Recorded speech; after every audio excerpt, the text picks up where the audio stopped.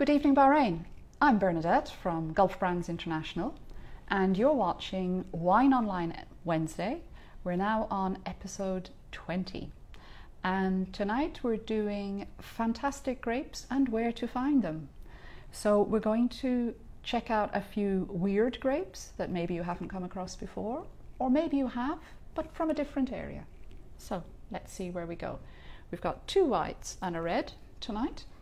And we're going to start in Italy. We're going to start with a winery called Vesevo. And the grape here is the Falanghina, which is a bit of a mouthful.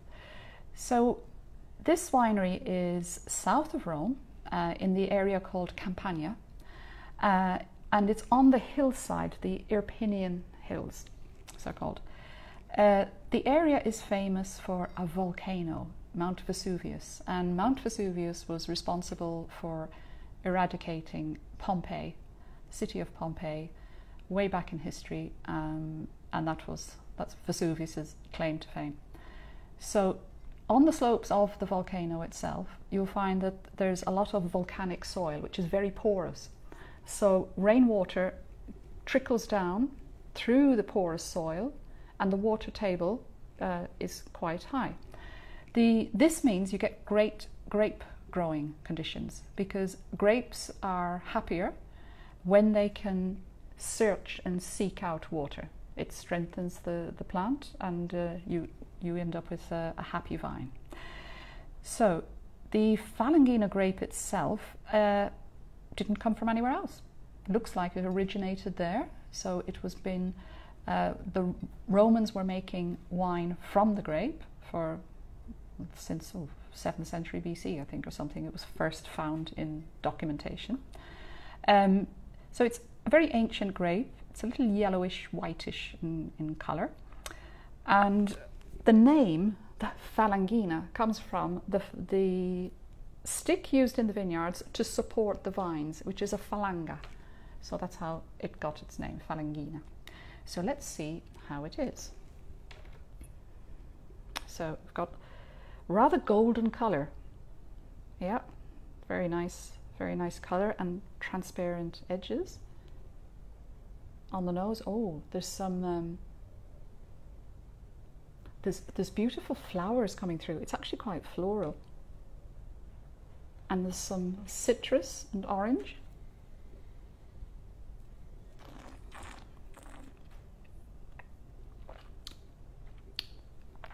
Very tasty. It's got lovely apples and pears. The floral note is definitely on the nose. Doesn't really translate into the palate, into the taste of the wine. And there's actually quite a strange, just want to check this, a strange taste.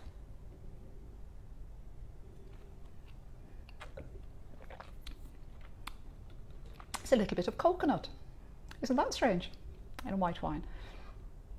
Lovely, smooth. Winemaker Antonio has done a beautiful job with this.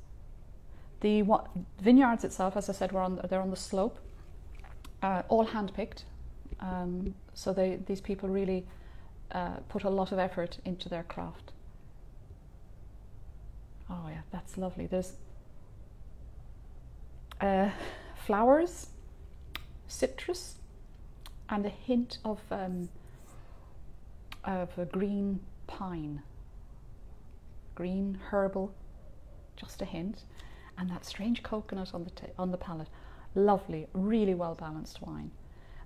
The grape itself, the Falanghina, practically you'll only find it in the Campania region, and so it's quite unusual to find it around. This one is called the Beneventano Falanghina, okay, from the town of Benevento. So it means it's the Falanghina grape grown in this particular region. It's pretty low down. It's about 500 meters above sea level, where it gets some nice breezes on the slopes of the volcano. So I think that's a rather nice wine to get started with this evening. And from Italy, we're going to go across the ocean all the way to Argentina. And now we're going high up in the mountains. We're going to about 900 meters above sea level in the shade of the Andes Mountains, and we're going to discover Torrontes. So Torrontes is Argentina's national grape. This particular expression we have here is Lorca, Bodegas Lorca. And the winemaker, Mauricio Lorca, started off in life about to become a doctor. And he happened to attend a lecture with some viticulture students and just fell in love with the idea of making wine. So he abandoned his medical studies and started making wine around Argentina, working his way up, got fantastic experience and is highly respected, and set up his own winery in 2002. So nowadays he also does consultancy with a lot of wineries in Argentina, but he always puts a lot into his own precious wines. So, and especially the Torrontes, since it's the national grape of Argentina, he puts a lot into that as well. So let's have a little look. So we're getting a little bit deeper yellow here compared to the first wine. And the edge is not quite as transparent. Okay, let's see where we are on the nose. Oh, flowers. Definitely more aromatic. Oh yes, more aromatic, a little bit citrusy as well. Let's see how it tastes.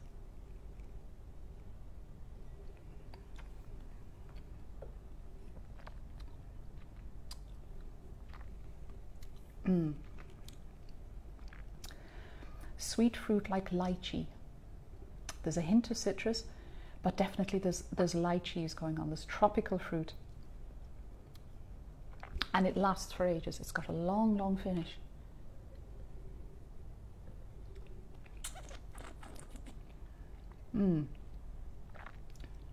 That is really, really interesting. I think looking at these two whites, if you like Pinot Grigio, you'll probably like the Falanghina style, because it's apples and pears, quite restrained and quite noble. If you like wines like Gewurztraminer, which are more aromatic and have got a lot more deeper, complex flavour profile, then I think you'd like the Torrontes. But they're both beautiful in their own right. You could always have a little aperitif of the Falanghina and then move on to the Torrontes. There you go, there's an excuse for having two whites. So let's move to red. So from Argentina now, we go to Spain. And we're going to go to an area called Ribera del Duero. Now it's not so well known. You've probably heard of a very important area in Spain called Rioja. And there's a lot of Rioja wines made. The grape in Rioja is Tempranillo, which is practically Spain's national grape. And here we're going to have a different expression, because we're going to have the Tempranillo from Ribera del Duero, not from Rioja. So, and there's a good reason for that. If you look at, it's the very same grape, but from two totally different regions. So it produces different styles of wine. So the main difference between Ribera del Duero and Rioja is that there is 30% more rain in Ribera than Rioja. The weather is slightly different. You'll find that the summers are dry and very hot, and then there's a long cold winter. The result of this is that the grapes themselves are smaller in Ribera. They're more, there's more concentrated flavour, and because they're smaller, in ratio to the fruit, there's more skin. And skin brings a lot of tannin to the wine and a lot of intense flavours. So you'll find, while there's some superb Riojas from that Tempranillo grape, getting into Ribera is a different experience, and you'll expect to find a lot more concentration of fruit. So this one is Portia, which is a beautiful winery, and it's the winery itself is a masterpiece, a wonderful piece of architecture. The very famous architect, Norman Foster, designed the winery for Portia, and he's known for many buildings. Probably the one most people know is the Gherkin in London. So he's into quirky architecture. So you can see here on the label of Portia, we have this triangular shape. It's got various connotations attached to it. The vineyards of Portia are actually in what's called the Golden Triangle in Ribera. So they were honouring that. It's also meant to be a flower, and it's like interconnected and bringing you to the centre of the building. Anyway, let's taste the wine. So here we go. Wonderful deep cherry red. Oh, look at that, and a little bit of edging. I think this is vintage 15 or 16. Okay, 16, it's still a baby. So look at that, just really swirling up lovely. So let's see what it's like on the nose. Oh, black fruits, forest fruits, punch, really coming up. More blackberries than strawberries. It's the best way probably, I think, to describe it. Okay, yes, we've got to see how this tastes.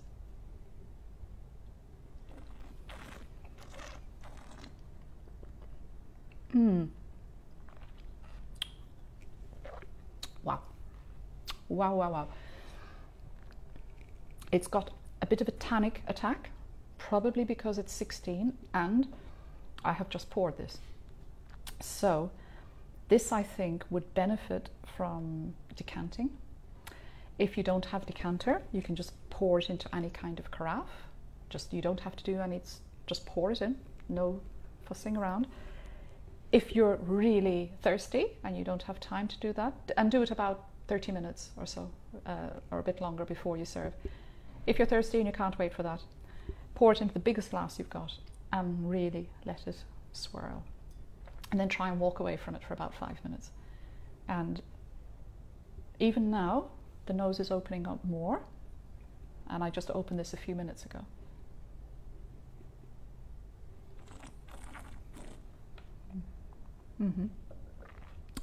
Second taste, the tannin has gone down. So don't be misled first time you taste it. You will get this tannic attack. Swirl, let it breathe a bit, and then go in for the second taste. And you get these blackberries and red fruits, and it's just round and toasty, because this has spent a year in oak. The whites, by the way, absolutely no oak, stainless steel, and that's why they're all fruit. So there's no alien notes of oak or anything in there. Wow, I think there's a little touch of hazelnuts coming through here. So, this is most definitely a fantastic grape. The Tempranillo, you've probably had it before in Rioja wines, but this is something different to have it from the Ribera del Duero. So, we've had the Falanghina, which from its home of Italy, I think this goes very well with traditional food from Naples. So a pasta vongole, you know, the little tiny clams, just a little bit of, you could actually put some white wine in the sauce while you're cooking it, a bit of garlic, oh, that would be just delicious with that.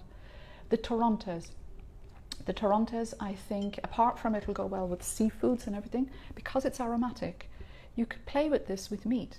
You could put it with, there's a traditional dish in South America, Chile, Peru and Argentina, called empanadas, which are like a little pastry in a crescent shape, and they're filled with various little meats and vegetables and everything, and lightly seasoned.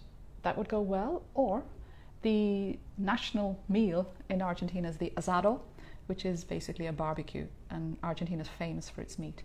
You could have it with barbecued meat, but the kind where there's some marbling through it, not a fillet steak. Go for like a T-bone or something where you've got plenty of marbled meat going through. Maybe even a wagyu, that would be good. And Portia, beautiful, full-bodied, jammy notes coming through. This has got to go with roast lamb and potatoes, which is a traditional dish from the area where the vineyard is, and It's known as Burgos, and it's cooked in a wood-fired oven. You can't get more traditional than that. They also do their own speciality, which is a black pudding. Personally, I think I'd go for the roast lamb for that one. Okay, so that's your tour tonight. Italy, Argentina, Spain, Falanghina, Torrontes, Tempranillo. Enjoy.